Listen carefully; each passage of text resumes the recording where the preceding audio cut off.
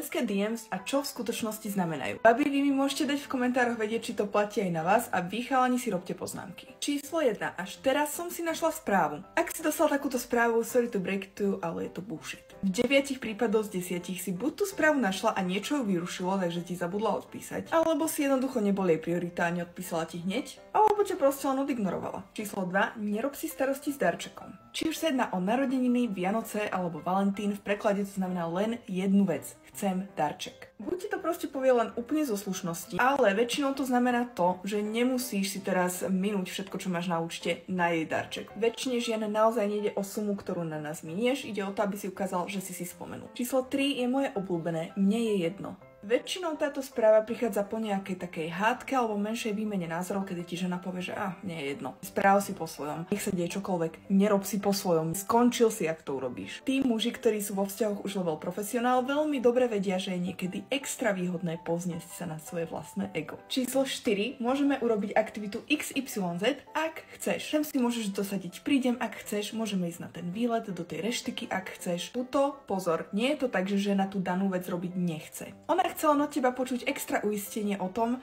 že ty to chceš tiež. A číslo 5. Vyber niečo ty. Už sa jedná o film, ktorý si pozriete, alebo donášku. Znamená to len to, že naozaj chce, aby si to vybral ty.